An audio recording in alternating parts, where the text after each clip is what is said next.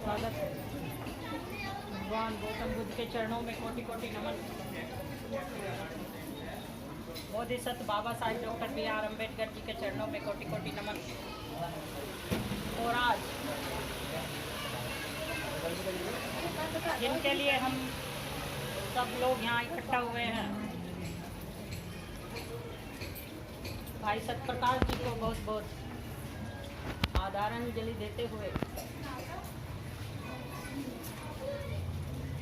पूज्य भिक्षु सभी को नमन करते हुए, हमारे बहुजन समाज के बहुत सारे मीडिया कर्मी यहाँ हैं, उनको भी नमन करते हुए, और मेरे गुरुजी यहाँ बैठे हैं सहरा जी को भी नमन करते हुए, और उपस्थित सभी को नमो बुद्धाय जय भीम।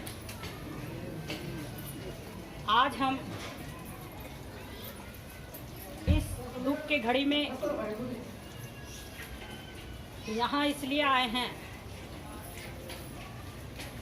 कि सत्यप्रकाश जी कोई आम लोगों में से नहीं थे।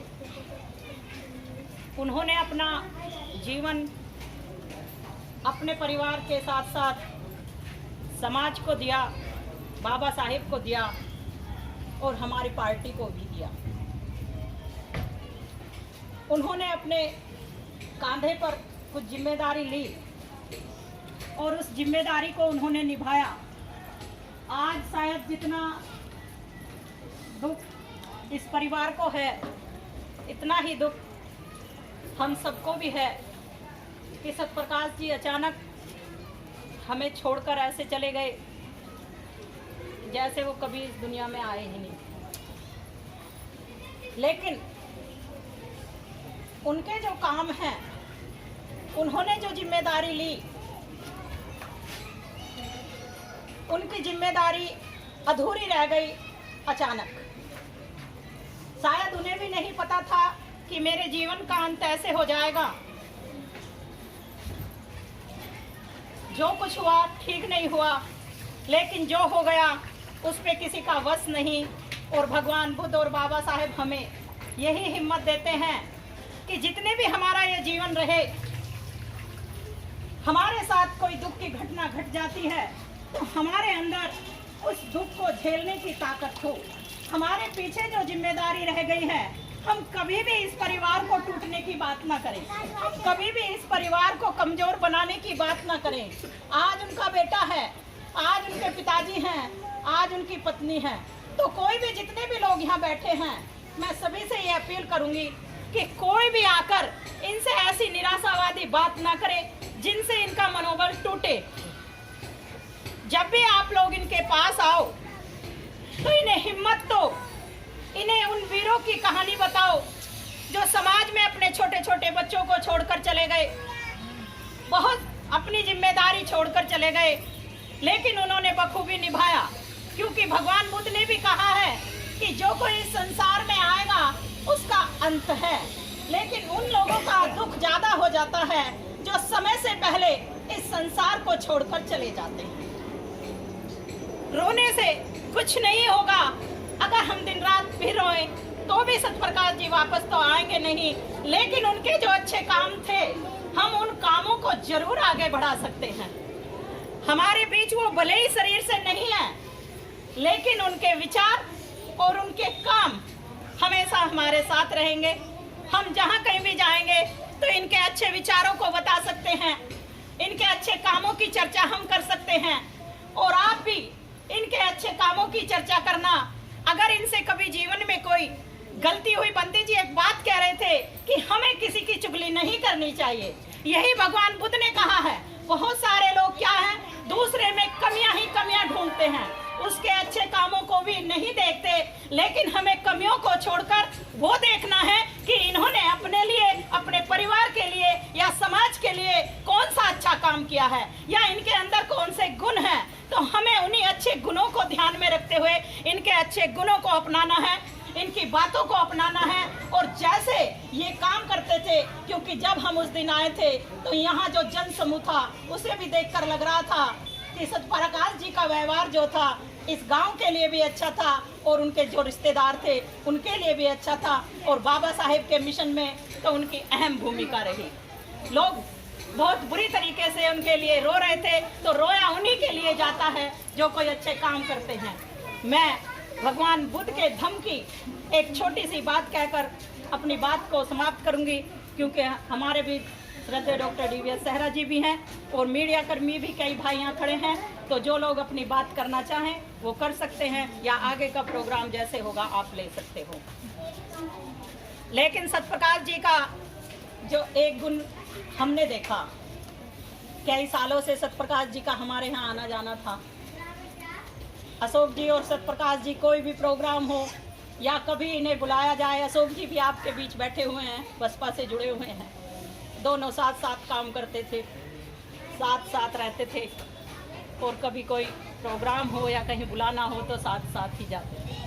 हमेशा कोई बात अगर मैं सतप्रकाश जी से कहती थी कि सतप्रकाश जी पार्टी के लिए ही ज़्यादा काम कर रहे हो, बाबा साहेब के मिशन में हमारे साथ इतना ज़्यादा नहीं चलते हो, तो हंस के यही बात कहते थे कि राखी जी बस ये काम हो जाने दो, फिर आपके साथ मैं गाड़ी चला कर ही चलूँगा, जहाँ ले चलना है वहाँ ले चलना, मैं आपके और सारा जी के साथ चलूँगा। और कई बार ये हमारे साथ दूर के प्रोग्रामों में लेकर गए।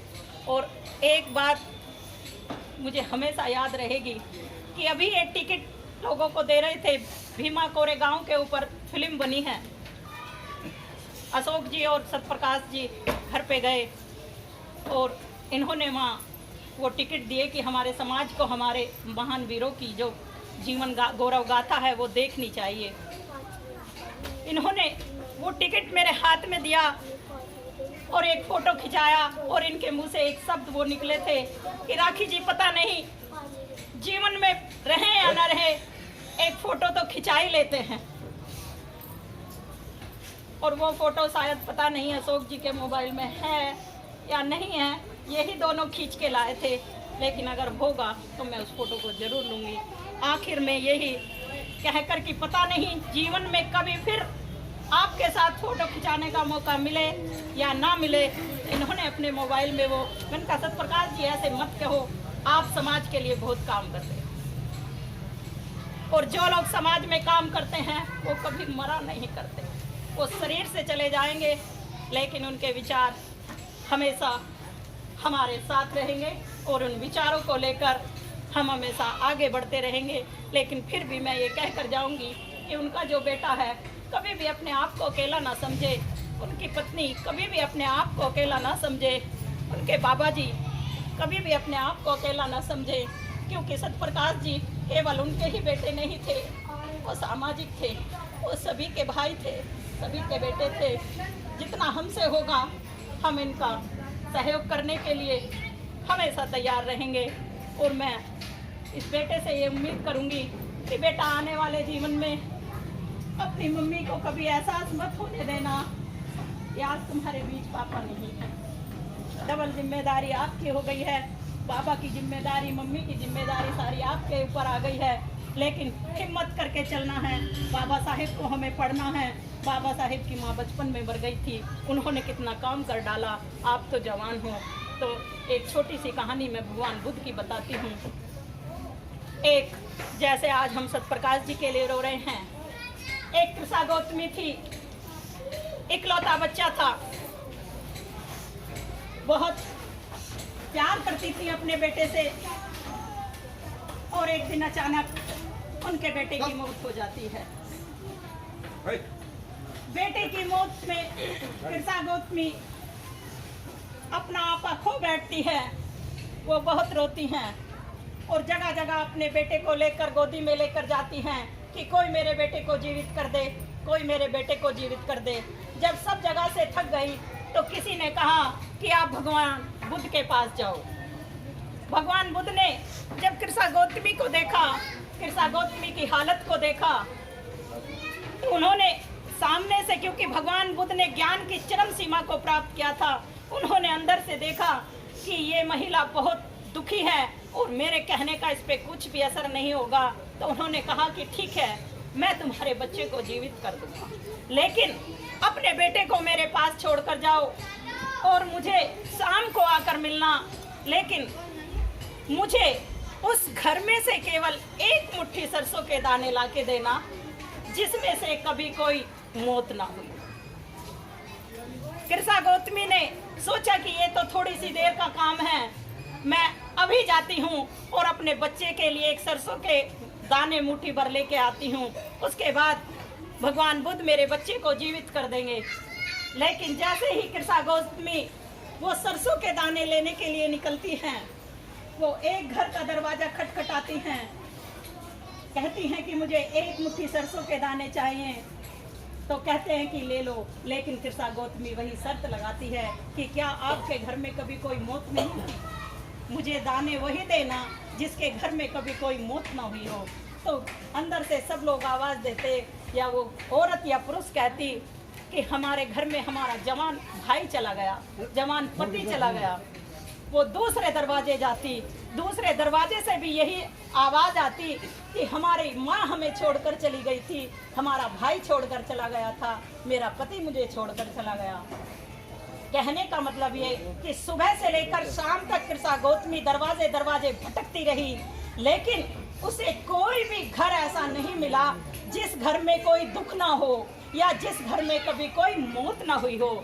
और शाम होते होते कृष्णा गौतमी को ये बात समझ आ गई कि ऐसा संसार के अंदर कोई भी आदमी ना है, नहीं है, या कोई भी घर ऐसा नहीं है जिसके साथ कोई दुख ना हो या जिसके साथ दुख की घटना कभी घटी ना हो। और वो शाम को भगवान बुद्ध के पैरों में आकर गिर जाती है और खुद ही कहती है कि भगवान मुझे समझ आ गया, आप क्या समझाना चाहते हैं। मैं जान गई भगवान बुद्ध कि मेरा बेटा अब जिंदा नहीं होगा, लेकिन भगवान बुद्ध मैं आपसे ये अपील करती हूँ कि आप मुझे, जो मेरा आगे का जीवन है, आप मुझे अपने संग में ले लो, मुझे भिक्षुणी बना लो और मैं अब लोगों की सेवा करना चाहती हूँ। कृष्णा गौतमी की बात भगवान बुद्ध ने मानी और वो भिक्षुणी संघ में शामिल हो गई और आज कृष्णा गौतमी सारी दुनिया में अमर हैं। कृष्णा गौतमी का किस्सा जगह जगह सुनाया जाता है। फिर उन्होंने धर्म के लिए काम किया, क्योंकि जब हम दुख होते हैं तो हमारा कहीं ना कहीं किसी न किसी के कारण लोभ और राग द्वेष के कारण हम दुखी होते हैं। तो वो सब उसने छोड़ा और लोगों की सेवा के लिए कदम उठाया। तो आपने मेरी बात को ध्यान से सुना। मैं अंत में यही कहकर जाऊंगी कि ये परिवार हमेशा अपने आप को कभी टूटने ना दे, अपने आप को कभी बिखरना नहीं दे। जब कभी आपको ज़रूरत पड़ेगी तो ये समाज आपके साथ खड़ा है। सभी को नमो बुद्धाय। जय भीम, जय।